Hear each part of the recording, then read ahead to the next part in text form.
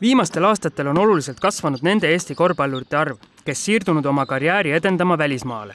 Noormängijate peamiseks sihtkohaks on tänu Erkma suvekursuse kontaktidele saanud Itaalia. Mitmed pallurid on USA ülikoolides ning küllaltki suurte jõududega on Eesti korvpall esindatud ka Hispaania erinevatel liigatasemetel, Kreeka esiliigas ning Saksamaal. Üheks abimeheks mängijate karjääri kujundamisel on korvpalliagent Martin Lombiots, kellel ainsa eestlasena taskus ka FIBA vastav litsents. Kuna alustasime missioonitundes Eesti mängijaid aidata, siis täna on selline 20 nime meil. Sellel hooajal on siis Martin Pasoja, kes Rumeenias siirdus Kreeka liigasse, Raid Riolane vahetas Kreekas klubi, siis Egert Haller liitus ja Tanel Kurbas on siis Poolas.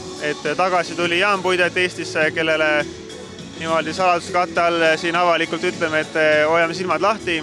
Ja Gregor Hermet tuli ka tagasi ja Ilja Stankevits. See aasta on nagu vähem mängeid välismaal, aga vahest on nii. Lombiotsa sõnul nõuab välisklubidele silma jäänud mängija piiri taha siirdumine palju tööd ka agendi ning tema koostööpartnerite poolt ning omajagu õnne. Näiteks hiljuti Valga meeskonnast Hispaania 3. liigatasemel mängivassel Hospitalet meeskonda siirdunud Egert Halleri üleminek tuli pigem läbi õnneliku juhuse ning nõudis kiiret reageerimist. Meie jaoks tegelikult hooaeg hakkab juba vara kevadel, kus lepime mängijatega kokku, kellel on valmisolek välismaal liikuda, kellega me töötada soovime, kes usaldab meid, et see oleks see vastastikune. Seejärel me siis valmistame ette erinevad materjalid videodest kuni CV-deni, et mida siis tutvustada. Alustame läbirääkimisi partneritega, kes meil erinevates riikides on, et Hispaanias, Itaalias ja nii edasi. See jääme tipp siis, et see ongi nüüd see, kus siis tekib konkreetne huvi. Et Egert Halleri näitel siis tekkiski kuupäeva ja täpselt ei mäleta, aga kolmapäeva päev, kui tekkis võimalus, et otsitakse Hispaaniasse viskavat tagamängijat.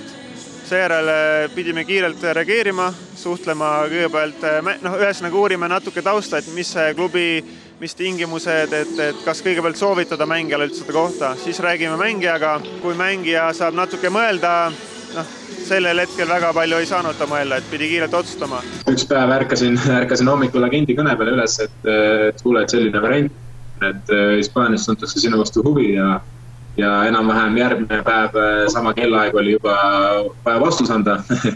Et tõesti nagu väga pikalt mõtlemisaega ei antud ja siis juba järgmisel päeval, siis kui vastus olin andnud, juba järgmiseks päevaks oli mulle lennupiletid ostetud ja juba järgmine päev ma lendasin. Et põhimõtteliselt oligi, et see protsess sellest hetkest, millal ma sain teada, et minu vastu tuntakse huvi ja mind tahetakse sinna, kuni selle momendini, kui ma siis Tallinna lennujaamast lennuki peale ja istusin, võiski olla, ma arvan, 3 päeva, mitte rohkem. Võib-olla natuke siukse rutaka mulje võisin jätta, et umbes kiiresti minema joosta, aga tegelikult reaalsuses oli niimoodi, et ega klubi siin väga kaua rohkem ei oleks tahtnud oodata ka, et samamoodi hooaeg nii peale hakkamas ja see otsus tuli hästi kiiresti teha.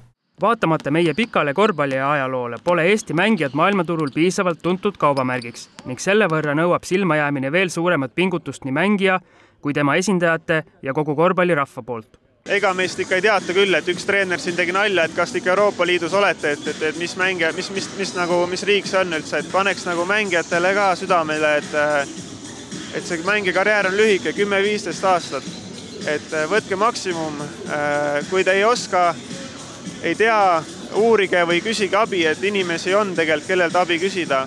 Mis aga tõmbab ühte Eesti korvpallurit välismaale? Kui koduses liigas oleks mugav oma karjäär lõpuni mängida, mitte ennast võõras keskkonnas proovile panna ning kodumaistele kriitikutele jutuainest pakkuda. Sellele on õige mees vastama just hiljuti Hispaanias puhtalt lehelt alustanud Haller.